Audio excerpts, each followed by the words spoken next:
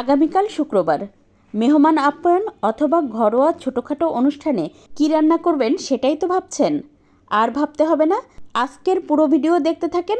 এক ভিডিওতে পেয়ে যাবেন কাচ্চি বিরিয়ানি, জালি কাবাব, তার সাথে থাকবে অসম্ভব মজার রায়তা। আশা করি ভিডিও আপনাদের সবার ভালো লাগবে আর নতুনদের তো অনেক কাজে লাগবে, তাই অবশ্যই ভিডিও কিন্তু শেয়ার করে রেখে দিবেন। এতে করে যখন আপনি এই দুটো রেসিপি একসাথে করতে যাবেন স্পেশাল দিনে, তখন ভিডিওটা সহজে খুঁজে পাবেন, হারিয়ে যাওয়ার কোনো ভয় থাকবে না। আজকের রেসিপির জন্য আমি এখানে প্রায় 1.5 কেজি পরিমাণ খাসির মাংস নিয়েছি আর মাংসটা কিন্তু বেশ বড় বড় করে কেটে নিয়েছি, নিশ্চয়ই দেখেই বুঝতে পারছেন। এবার এর মধ্যে দিয়ে দেবো 1.5 টেবিল চামচ পরিমাণ আদা বাটা, 1.5 টেবিল চামচ পরিমাণ রসুন বাটা, সেই সাথে দিয়ে দেবো 1.5 টেবিল চামচ পরিমাণ জিরা গুঁড়া, 1.5 টেবিল চামচ পরিমাণ ধনে গুঁড়া, আরও দিয়ে দেবো 1.5 টেবিল চামচ পরিমাণ শুকনো মরিচের গুঁড়া, আরও দিয়ে দেবো 5-6টা সবুজ এলাচ, তার সাথে দিয়ে দেবো দারচিনি, লবঙ্গ, কালো বড় এলাচ, আরও দিয়ে দেবো স্টার অ্যানিস, সেই সাথে দিয়ে দেবো তেজপাতা, আর দিয়ে দেবো 5-6টা গোটা কালো গোলমরিচ। এবার দিয়ে দেবো স্বাদমতো লবণ। এবার এর মধ্যে দিয়ে দেবো আধা কাপের একটু বেশি ফেটিয়ে রাখা টক দই। তারপর সব কিছু খুব ভালোভাবে হাত দিয়ে মেখে নিব। এমনভাবে মাখাতে হবে যেন মাংসের গায়ে সব মশলাগুলো খুব ভালোভাবে লেগে থাকে। আর এই যে দেখতে পাচ্ছেন গরম মশলা, এটা আমার 2-3 দিন আগেই আপনাদের সাথে ভিডিও শেয়ার করা ছিল। এবার এখান থেকে 2 টেবিল চামচ পরিমাণ গরম মশলা দিয়ে দেবো এই যে মাংসের মধ্যে। আপনি চাইলে বাজার থেকে কেনা যে কোনো কাচ্চি বিরিয়ানির মশলা অর্ধেকটা পরিমাণ দিয়ে দিতে পারেন। এবার এর মধ্যে দিয়ে দেবো সেই যে গোপন টিপস, মাংস নরম করার জন্য 1 টেবিল চামচ পরিমাণ খোসাসহ পেঁপে বাটা। আর এটা দিলে মাংস এত বেশি নরম তুলতুলা হয়। আচ্ছা, মাংসে স্মোকি ফ্লেভার আনার জন্য চুলায় একটা কাঠকয়লা দিয়ে বেশ ভালোভাবে গরম করে এখন ওই যে একটা পাত্রের মধ্যে সামান্য একটু ঘি দিয়ে কাঠকয়লাটা দিয়ে দেব। এতে করে যে ধোঁয়াটা উঠবে, এতে করেই কিন্তু কাচ্চিতে স্মোকি ফ্লেভার আসবে। তো এই তো পুরো ধোঁয়াটা ওঠা বন্ধ হয়ে গেলে তারপরে এই যে আমি তুলে নিচ্ছি আর ভিতরে যে ঘিটা ছিল সেটাও দিয়ে দিলাম। এবার এর মধ্যে দিয়ে দেব প্রায় 1 কাপ পরিমাণ পেঁয়াজ ব্রেস্তা। তারপর হাত দিয়ে নেড়ে মিশিয়ে দেব। আমার কাছে কাচ্চিতে পেঁয়াজ ব্রেস্তাটা একটু বেশি হলে খেতে বেশি ভালো লাগে। এবার এর মধ্যে দিয়ে দেব 1/4 কাপ পরিমাণ ঘি। আচ্ছা, আমি পুরো কাচ্চিটাই কিন্তু ঘি দিয়ে রান্না করছি, আপনি চাইলে কিন্তু ঘি আর তেল একসাথে মিশিয়ে নিতে পারেন। এখন এর মধ্যে দিয়ে দেব কাজু বাদাম আর কাঠবাদাম কুচি করে, সেই সাথে 1 মুঠ পরিমাণ কিশমিশ দিয়ে দেব, তার সাথে দিয়ে দেব 1 মুঠ ভর্তি করে আলু বোখারা। আমার কাছে আলু বোখারাটা খেতে অনেক বেশি ভালো লাগে, তাই আমি একটু বেশি করে দিয়েছি। আরও দিয়ে দেবো বেশ কয়েকটা কাঁচামরিচ, তার সাথে দিয়ে দেবো আলু। আর আলুটা আমি একটুখানি ফুড কালার দিয়ে ভেজে রেখেছিলাম, সেটাও দিয়ে দিলাম। আচ্ছা, আলুগুলো কিন্তু আমি ভাজতে ভাজতে প্রায় 50% মতো সিদ্ধ করে নিয়েছিলাম। এতে করে কিন্তু আলুটা অনেক বেশি সফট হয়ে যায়। এখন এর মধ্যে দিয়ে দেবো 1 চা চামচ পরিমাণ কেওড়া জল, 1 চা চামচ পরিমাণ গোলাপ জল, সবশেষে দিয়ে দেবো বেশ খানিকটা পরিমাণ মাওয়া। হাতের কাছে যদি মাওয়া না থাকে তাহলে গুঁড়া দুধ আর ঘি একসাথে মিশিয়ে আপনি দিয়ে দিতে পারেন, ওটাও ইনস্ট্যান্ট মাওয়ার কাজ করবে। তো এবার ঢাকনা দিয়ে ঢেকে রেখে দেবো। এখন রাইসটা সিদ্ধ করে নেব।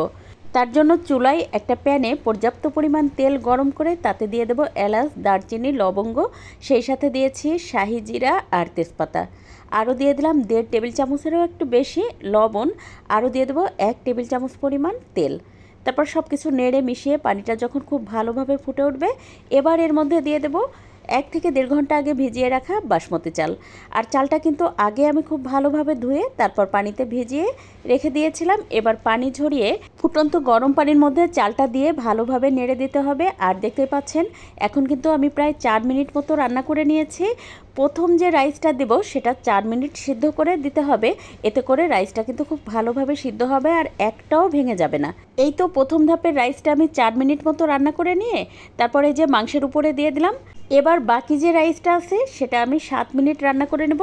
ঘড়ি ধরে ঠিক 7 মিনিট রান্না করে নিয়ে এই তো দেখতেই পাচ্ছেন আমার রাইসটা যখন 90% মতো সিদ্ধ হয়ে গেছে, তখন আমি সবগুলো রাইস তুলে এই যে মাংসের উপরে দিয়ে পুরোটা আমি ঢেকে দিলাম। এখন উপর থেকে বাকি বাদাম কুচি দিয়ে দেবো পেঁয়াজ ব্রেস্তা, তার সাথে আরও একটু কিশমিশ দিয়ে দেবো, সেই সাথে দিয়ে দেবো আরও একটু গোলাপ জল আর কেওড়া জল, আরও দিয়ে দেবো একটুখানি মাওয়া, যতটুকু বেঁচে ছিল সেটাই আমি চেঁচে মুছে দিয়ে দিলাম। সেই সাথে আরও 1 টেবিল চামচ পরিমাণ ঘি দিয়ে দেবো। উপর থেকে এই জিনিসগুলো দিলে যা ভালো একটা ঘ্রাণ আসে। এবার 1 কাপ লিকুইড দুধের মধ্যে আধা চা চামচ পরিমাণ টেস্টিং সল্ট দিয়ে নেড়ে মিশিয়ে উপর থেকে দিয়ে দেবো। আর দিয়ে দেবো একটুখানি ফুড কালার। তো আপনি চাইলে কিন্তু টেস্টিং সল্টটা বাদ দিতে পারেন, তবে বাবুর্চিরা যারা বিয়েবাড়িতে করেন তারা কিন্তু অবশ্যই টেস্টিং সল্টটা দেন। তাই আমি দিয়ে দিলাম। আপনি আপনার পছন্দ বুঝে দিয়ে দেবেন, যদি ভালো লাগে তো দেবেন, না হলে দেওয়ার কোনো দরকার নাই। এবার এটা ঢাকনা দিয়ে ঢাকার জন্য উপর থেকে আমি একটুখানি লাল আটা গুলিয়ে নিয়ে তারপরে সুন্দর করে ঢাকনাটা দিয়ে এবার আমি সিল করে দিলাম, যেন বাতাসটা বের হয়ে না যায়। আর উপরের যে ছিদ্রটা আছে সেটাও আমি একটুখানি আটা দিয়ে লাগিয়ে দিলাম। এখন চুলার আঁচ হাই রেখে ঘড়ি ধরে 5-6 মিনিট আমি খুব ভালোভাবে এটা রান্না করে নেব। ঠিক 6 মিনিট পরে চুলার আঁচটা একেবারে লো করে দিয়েছি। আমার চুলায় যতটুকু লো করা যায় ঠিক অতটুকু পরিমাণ লো করে দিয়ে ঠিক 1.5 ঘন্টা আমি এটা রান্না করে নেব। আর এদিকে চলে আসছি জালি কাবাব রেডি করার জন্য। এখানে আমি 500 গ্রাম চিকেন কিমা নিয়েছি, তার সাথে দিলাম 1.5 কাপ পরিমাণ পেঁয়াজ কুচি, সেই সাথে 1 টেবিল চামচ পরিমাণ আদা রসুন আর জিরা বাটা, সাথে দিয়েছি স্বাদমতো লবণ, আরও দিয়েছি বেঁচে ছিল বাদাম কুচি সেটাও একটুখানি, সেই সাথে 1 চা চামচ পরিমাণ শুকনো মরিচের গুঁড়া, 1 চা চামচ পরিমাণ গরম মশলা গুঁড়া, আরও দিয়ে দেবো 1 মুঠ পরিমাণ ধনেপাতা পুদিনা পাতা আর কাঁচামরিচ কুচি, সেই সাথে 1 মুঠ পেঁয়াজ ব্রেস্তা আর একটা ডিম ভেঙে খুব ভালোভাবে হাত দিয়ে মেখে নেব। এবার এর মধ্যে দিয়ে দেবো ব্রেড ক্রাম্ব, মানে আমি এখানে ফ্রেশ ব্রেড আমি একটা ব্লেন্ডার জারে গুঁড়ো করে নিয়ে সরাসরি সেটাই দিয়ে দিলাম। এতে করে বাইন্ডিংটা খুব ভালো হবে, খুলে যাবে না আর পরিমাণেও একটু বেড়ে যাবে। এবার সুন্দর একটা ঘ্রাণের জন্য দিয়ে দিলাম 1 টেবিল চামচ পরিমাণ ঘি। এতে করেই কিন্তু বিয়েবাড়ির ফ্লেভারটা পাবেন, মানে একদম শাহি যে একটা স্বাদ পাওয়া যায় বিয়েবাড়িতে, সেটা কিন্তু আপনি ঘরে বসেই পাবেন। এবার সব কিছু খুব ভালোভাবে মেখে নিয়ে হাত দিয়ে জালি কাবাবের শেপে আমি এটা তৈরি করে নিচ্ছি। আর দেখতে পাচ্ছেন সবগুলো আমার রেডি করা হয়ে গেছে।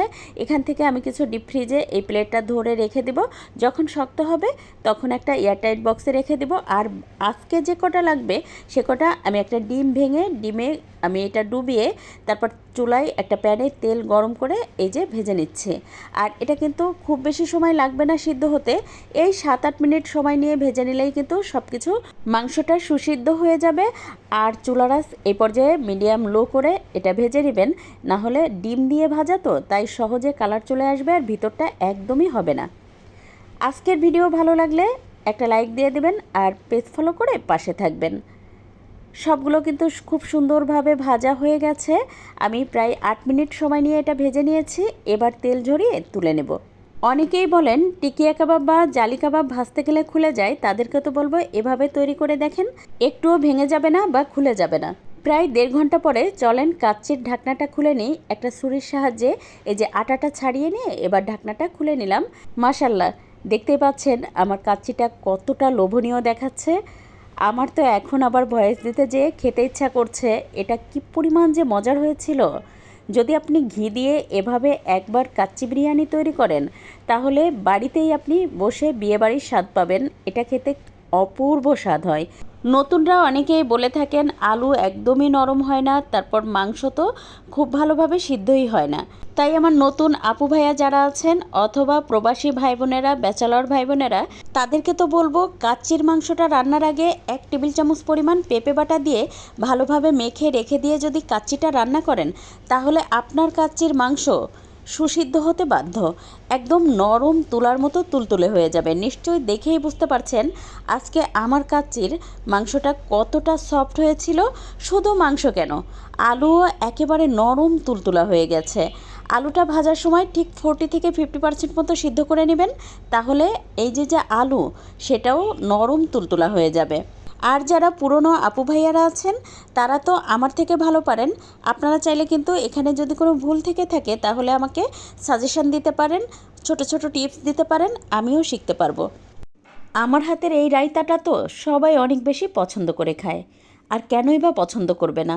এটা এত বেশি মজার হয়, যারা ডায়েট করছেন তারাও কিন্তু পেট ভরে এই সালাদটা খেতে পারবেন।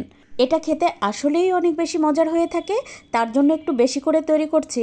আজকে এখানে আমি 5টা শসা কেটে নিয়েছি, মানে গ্রেট করে নিয়েছি, সাথে দিয়ে দিলাম হচ্ছে 2টা টমেটো কেটে, তার সাথে দিয়েছি আধা কাপ পরিমাণ টক দই, সেই সাথে দিয়ে দেবো স্বাদমতো লবণ, সামান্য একটু বিট লবণ, আধা চা চামচ পরিমাণ গোলমরিচের গুঁড়া, 1 চা চামচ পরিমাণ ভাজা জিরার গুঁড়া, তার সাথে 2টা কাঁচামরিচ দিয়ে দেবো, আরও দিয়ে দেবো 2টা পেঁয়াজ কুচি।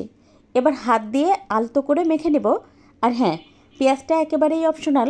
যদি আপনি নামাজ পড়তে যান মসজিদে তাহলে কিন্তু পেঁয়াজ দেওয়ার কোনো দরকার নাই, আর চাইলে কিন্তু এই পেঁয়াজটা হালকা একটু ভেজেও দিয়ে দিতে পারেন। আজকের রায়তাটা পরিবেশন করেছিলাম তান্দুরি চিকেনের সাথে। আর হ্যাঁ, এটা সব কিছু রেডি করে রাখার পরে খাবারটা পরিবেশনের আগে আপনি শুধু এটা মেখে নেবেন, তারপর পরিবেশন করবেন।